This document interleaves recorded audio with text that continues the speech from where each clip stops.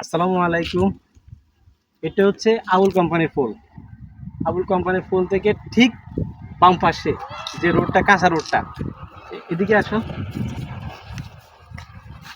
ঠিক এই কাঁচা রোডটা, এটাতে দিনের বেলা আপনারা দেখেন যে দিনের বেলা কিন্তু মানুষ এত আপ ডাউন করে না, না করলেই নয়, একদম কম সীমিত মানুষ আপ ডাউন করে।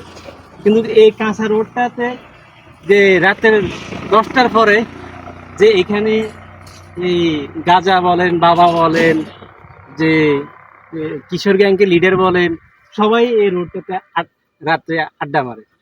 যে যত সব অকারেন্স, যে গাজা গাজা গাজা যে ডিলার, যে বাবার যে ডিলার, যে কিশোরগঞ্জের যে লোকগুলা এই এই রোডটাতে রাত্রিলে থাকে। যে এখান থেকে উৎপত্তি হয় বিভিন্ন জায়গায়, যেমন কাঁচুর বাজারে, ওই যে আপনার এই সতিলিয়াপাড়া, বা ওই যে দিঘিজান বাজার পর্যন্ত এই গাজা, বাবা, এই এই- এখানে এখান থেকে মূলত সাপ্লাই হয়। কিন্তু আমি প্রশাসনের কাছে, এই সোনাইমুড়ি থানার ওসির কাছে আকুল আবেদন করব যে এই রোডগুলোতে আসলে একটু টহলটা একটু বাড়ায় দেওয়ার দরকার।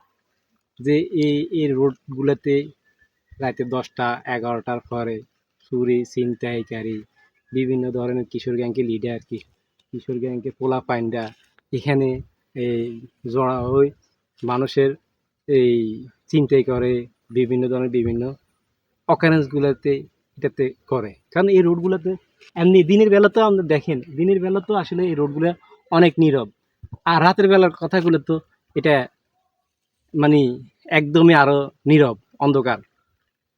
তো আমি আসলে বলবো যে এই সোনাইমুড়ি থানা প্রশাসনের, যে এখানে সবাই মানে একটু আপনারা এই টহলটা একটু বাড়ায় দিবেন।